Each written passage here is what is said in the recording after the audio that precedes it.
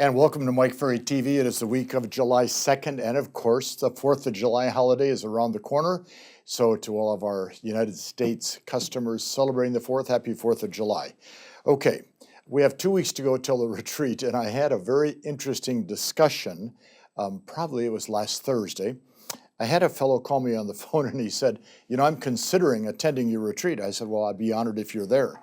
He said, but I have to ask before I show up, am I wasting my time? And I said, why would you be wasting your time? And he said, well, you know, everybody knows you're going to retire. And I said, well, that's interesting because everybody knows it but me. That's the key part of that whole scenario. And I made a comment to him, and I'll say this briefly. I said to him, stop worrying about my stopping. And because I'm a little more worried about you ever starting to do what you're supposed to do. Well, I think really the biggest challenge we face in real estate, outside of the fact that most of us just do not understand the value of listing property, is most of us never get started.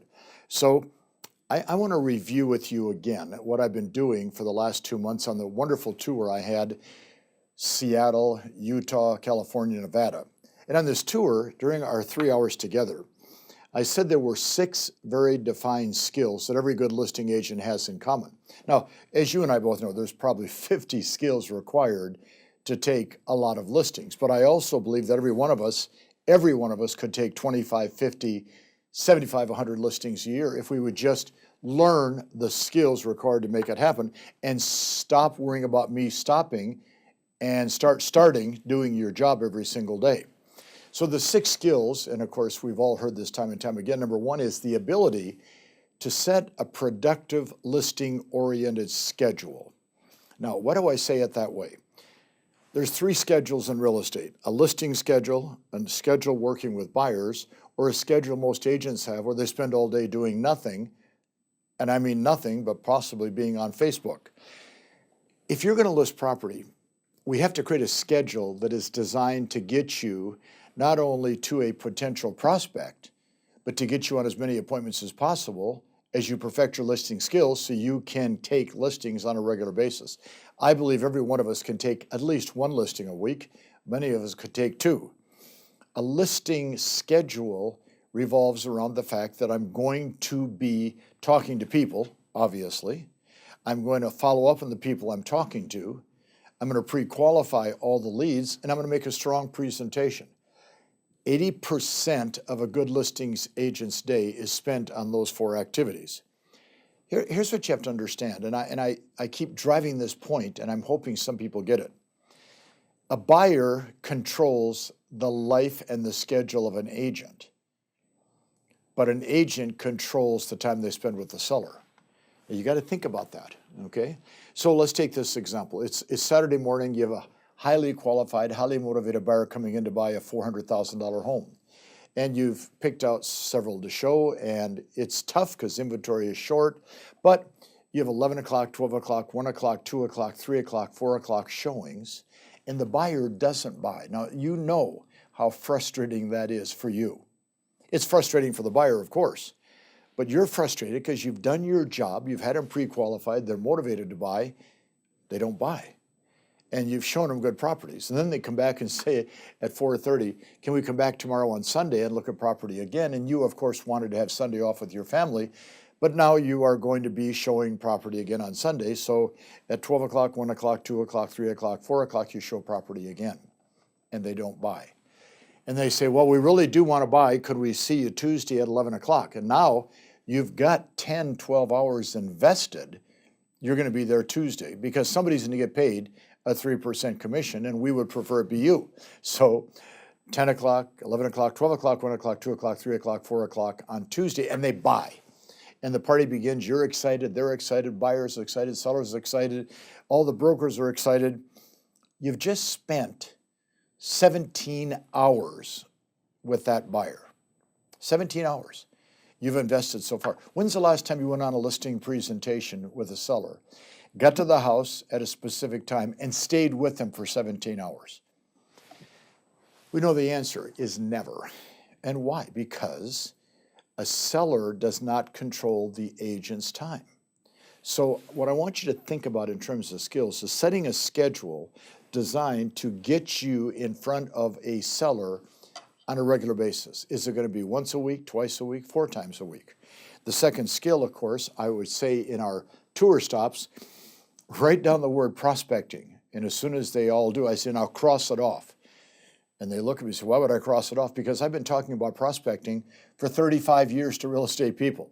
And everybody dislikes Mike Ferry because I talk about prospecting. So 7, 8 years ago, I said, let's not talk about prospecting. Let's talk about lead generation. Has a nicer ring to it, lead generation. And they smile, they write it down. I said, now cross that off. They go, well, what do you mean? I said, well, what I'm trying to get you to do is be involved in conversations with people. And conversations with people is, of course, lead generation, which is, of course, prospecting. But we've built up this negative thought in our head about prospecting lead generation. So maybe if I can say to you, how many conversations would you like to have per day with somebody that could sell their house? Do you want to have 3 a day, 5 a day, 10 a day, 20 a day? Conversations. Because you and I both know, if we just ask simple questions and engage people in a conversation, it eventually could lead to real estate. So skill number 2 is the ability to have conversations with people on a regular basis. Skill number 3 is a hard one because it's aggressive lead follow-up. It's taking these leads you have and doing something with them. Doing something with them. Okay, now if somebody says, hey Mike, I'm thinking about selling my home, I'm excited about the fact that not only can I be of service to them, which I want to be, but I'm also have an opportunity to get a paycheck. And in most cases in today's society, that paycheck will come relatively quickly and it's pretty large because commissions are pretty big today. Lead follow-up is the ability to call aggressively every person that says, I have an interest, to find out if they really have an interest, and if they do, to set an appointment. I don't understand why you sit on your leads and you shuffle them and you play with them and you move them around and you put them in different parts of your CRM system. Folks, somebody says they want to sell, call them and ask them when. Mary, nice to meet you yesterday. What time Friday at 4 o'clock should we get together? Well, I don't know, maybe Friday at 4. Okay, you're on.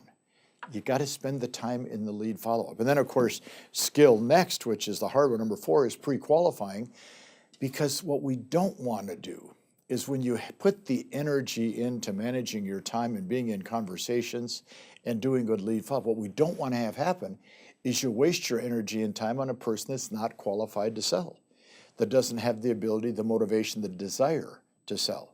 So I pre-qualify to make sure that when I get there, if everything works right and they agree with me and I agree with them, I can get a contract signed.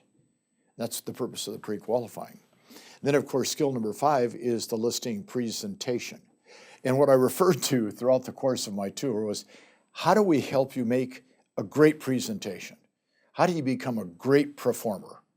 Because, see, the truth is a listing presentation is a performance where you're performing what your skills are and how you can help them to them in a manner that they go, wow, this is great. Well, if you don't have a good canned script or presentation, if you don't have some real outline of what you're going to say, your performance is going to be rated very poor, and the poorer the performance, the poorer the production. And then, of course, the last skill we talk about is handling objections. And what I've been doing is I'm asking somebody in the audience that's been in real estate a long time to stand up. So, you know, Bob or Mary stands up and I'll say, okay, say the word old and the word new out loud. So they go old and new. Kind of fun to watch. I'm going to give you some objections. I'm going to ask you to tell this audience today, is this objection old or new? And they will look at me and smile and say, okay, I've got a friend in the business. They go old. I want to compare companies. They say old. I want more money than what you're telling me. They say old. We're considering going for sale by owners. They say old. I want you to cut your commission. They say old. Folks, listen to me. The sellers are not bright enough to think of anything new to say, but they've learned their script so well that when you walk in, they're prepared to do battle by saying things like, I want to think it over. I got a friend in the business. I want to compare companies. We want a higher price. And see, what I don't understand is, why don't we learn the answer? Why don't we learn a response to that? Because you know and I know that if you respond, you're going to get contracts signed. So then I would say to you, okay, if we talk about a schedule and we talk about obviously some type of conversations, prospecting, and we talk about lead follow-up, pre-qualifying, making a great presentation, and of course handling objections, which of these 6 skills do you need to work on the most? And if you spent from now, July 2nd, through the end of the year working on that skill, would that improve your performance? And the answer is yes. Commit to being better than you are if you want to get the results you say you want. Stop thinking about whether I'm going to retire and start thinking about when you're going to start doing your job at the highest level, because that is the name of the game. Write down this phone number, 800-448-0647. We have 2 weeks until the retreat starts. We have a huge crowd coming of highly motivated people. Folks, they're coming from Albania, Albania, Italy, France, Spain, Belgium, Australia. We have 2 people coming from Moscow, Russia. Every state in the U.S. is being represented, every province in Canada. We need you there. Why? Because we want you to be the best agent in your marketplace to do the best job. Call the office, come to the retreat, and if I don't see you, I'll talk to you again next week. Thanks for today.